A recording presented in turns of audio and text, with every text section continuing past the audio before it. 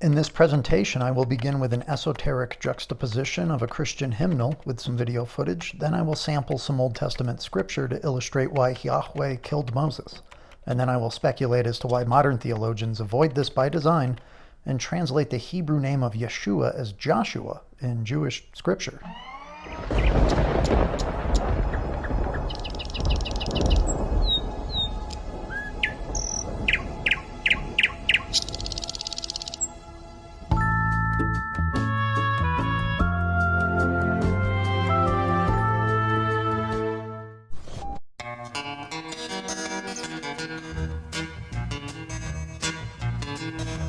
John Brown went off to war to fight on a foreign shore. His mother sure was proud of him, and he stood so straight and tall with his uniform and all. Her face broke right out into a grin. She said, "Son, you look so fine. I'm glad you a son of mine. Makes me proud to know that you wearing a gun. Do what that captain says. Lots of medals you will get, and we'll put them on the wall when you come home." When that old train pulled out, John's mom began to shout, telling everybody in the neighborhood, "That's my son who's about to go. He's a soldier now, you know." She made well sure her neighbors understood. She got a letter once in a while, and her face broke into a smile, showing them to her friend from next door. And she bragged about her son with his uniform and gun, and this thing she called a good old-fashioned war. Behold his mighty hand. From my cold, dead hands. That was Charlatan Heston, aka Moses, still possessed of that spirit, won't let it go, wants to fight. That's why in Deuteronomy 34, Yahweh kills Moses. His successor is called Joshua. Why do we use a westernized name in the Hebrew Bible for Yeshua?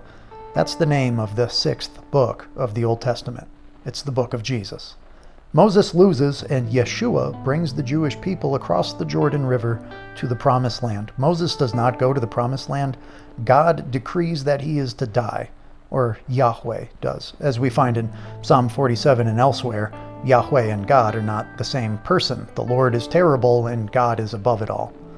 Why was God going to kill Moses is the question answered by the obfuscating bait-and-switch red herring fake Christians on YouTube who don't want to talk about Deuteronomy 34. We're just going to keep pretending we're in an infinite jest war.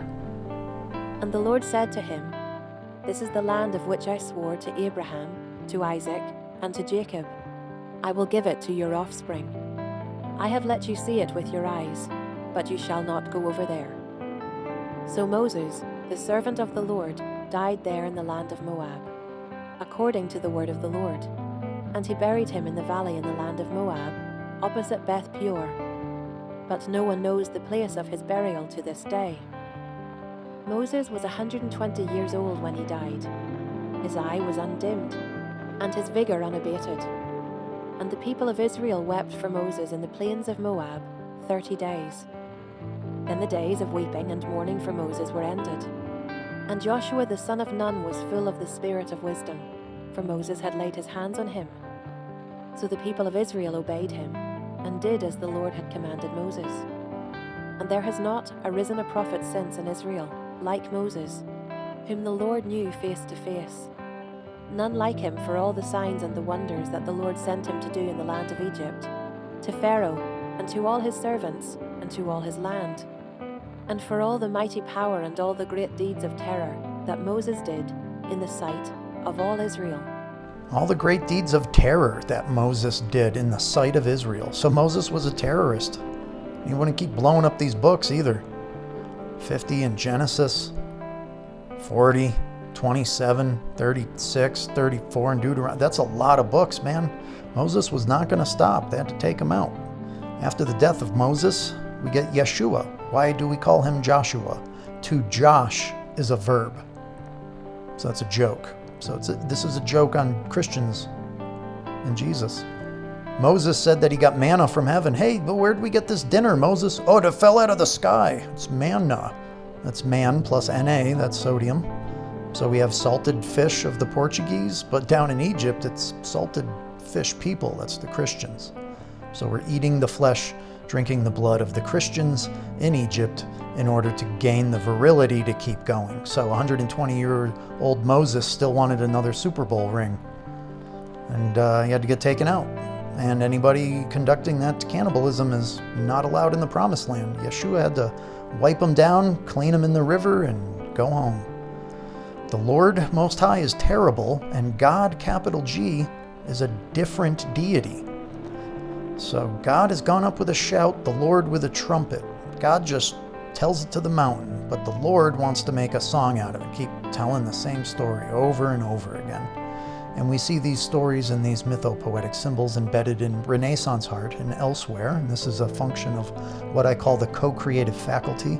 I coined that term, but you may hear it coming from Peterson, McGilchrist, Mark Vernon, Malcolm Guite, or New Agers, and they're obfuscating what I'm talking about. What I'm talking about is that when we create things with a certain intent, our co-creative faculty can tap into our talent and use it with us to tell a story. Here we have the unveiling of the phallus and the obelisk and the forbidden fruit, the twisted sister, the D-cider, and the green man mask going into the green man green screen. You've been snowed in and green walled.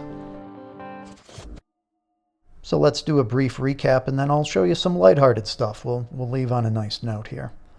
Now, Jesus is Jesus in Spanish. That's hey, Zeus, or he's us. The gingerbread people. So I can't unpack that too much, or my channel will get wiped out again. But in John 8:44, Jesus tells the Sadducees and Pharisees that they guard the gate and do not let the people in, and that they worship the devil, which is probably why Jesus continued to challenge Moses' law. Now, you can find one or two sentences in the New Testament which seem to be plugged in there out of nowhere, and it says, oh, I came here to uphold the law. Well, I'd say that maybe Yahweh upholds his law with Moses by killing him at the foot of Mount Nebo. He puts out a fatwa, a death curse. That's what your pastor is hiding. If you say, well, why was Yahweh mad at Moses? They'll say, oh, he was mad because he didn't circumcise his kid. So in order to get in the good graces of the terrible Lord, you need to engage yourself in genital mutilation. The Muslims have one type of genital mutilation, and the Jews have another. This practice has now made its way into Western modern medical science under false pretenses that parents don't know how to bathe their children and grown men don't know how to take a piss. It's disgusting, offensive, and the fact you're okay with it or can't talk about it is a symptom of a larger problem. Joshua, Yeshua, yes, Yua, Jesus, he's us. Starting to wake up yet? You're a divine, sovereign entity who has inalienable rights. And the people running maritime law on the ground want to keep you grounded. God killed Moses. It happened. Deuteronomy 34. That's why when you look it up, you get Exodus 4. They're going to send you off on an Exodus, going to look for a wild snipe hunt. And Christians will say God was about to kill Moses until Zipporah, that's a lighter, gassing you up. It's refillable. Refillable gaslighting. Yeah, you got to go cut your kid's penis up because you're too fucking stupid to wash your baby. You stupid goy. What the fuck is wrong with you? Are you people sick and tired of this shit yet? God damn it. Here's an alternate take. No one knows the place of his burial, but he died according to the word of the Lord. The Lord, capital L, that's terrible. He's terrible, he's not God. So that's Elohim, Baal, one of the pagan gods that were worshipped by the early Jews before they moved into that esoteric intertestamental period that looks more like Gnosis. Took the Jews a long time to figure out they were worshiping the devil, and now they don't want to talk about it. You know what? I don't really blame them. If I was down there having manna and I was too fucking stupid to understand that the people at the back of the line were just continually disappearing and we had fresh food that fell out of the sky. Yeah, okay. I'll buy that for $1, Moses. And the Jewish demiurge is understood by some of the Jews. There's a lot of Jewish writers in the Old Testament, and some of them seem to know what's going on, but they kind of have to code it, and they put it in songs and psalms. The minister of music loves his songs, and he's going to get up into the top of the mountain with the sound of a trumpet.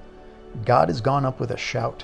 That's a cappella, without a cap. I don't need a fancy hat on, right? We're just going to do this. Just going to tell it to the mountain. So there you go. The most beloved book in Jewish literature tells you about the demiurge before the Gnostics got there. Of course, in eternity, when you get to that mountaintop, all the goats and the eagles and the serpents and insects and birds and all types of creatures. There's some panthers and mountain lions up there. There's all types of goats that aren't goats at the top of that mountain. And when you get up there, it doesn't matter. Oh, I got here. I was 45th. I was 3rd. I was 5th. It doesn't matter. Eternity is eternity. When you get to that place outside of time and space, it's all shalom when you go home.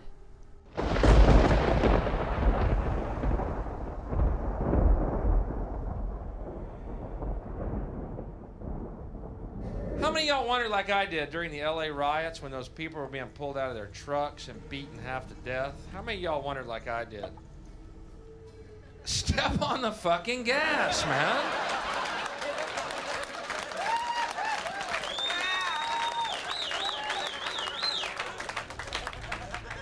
They're on foot, you're in a truck.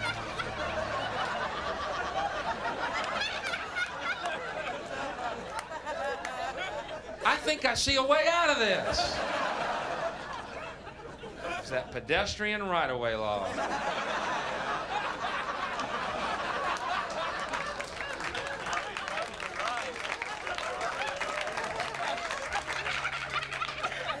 Gang of youth stepped in front of their trucks, Molotov cocktails, clubs in hand, every one of these California idiots.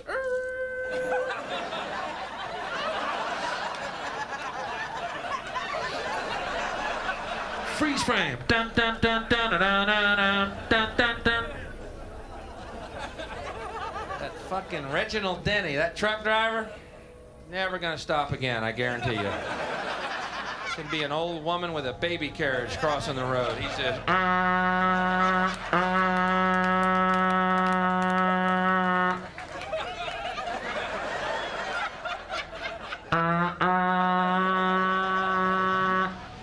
Not today, lady, not today.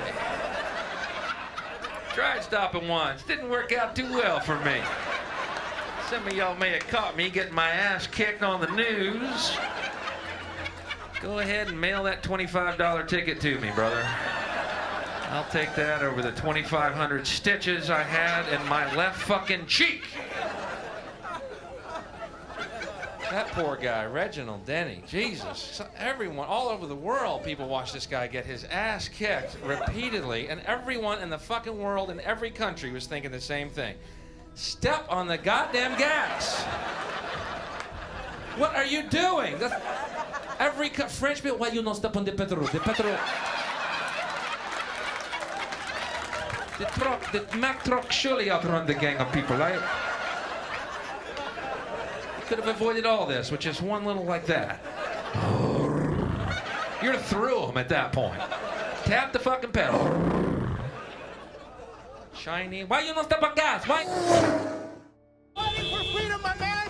We're gonna keep fighting, Trudeau. You have nothing on us, Trudeau. We're gonna win. We're gonna win. We're gonna defeat you, Trudeau. Freedom, freedom, freedom! Woo! Okay, in case you missed it, this content is for education and facilitating self-empowerment. However, this platform exists to cultivate an addictive and abusive codependent relationship with a vapid materialist pop culture, while data scraping algorithms sync your personal metadata onto pattern maps used to anticipate, then invert emergent trends in our collective evolution of consciousness in an effort to compromise our ongoing mass awakening. I have no idea what to make of it. If the terrible capital L Lord lied and Moses was still haunting this place, say, encouraging young people to take Satan's bitch's brew of ayahuasca, I wonder what he would look like. I wonder what he would sound like. Probably some kind of puppet master.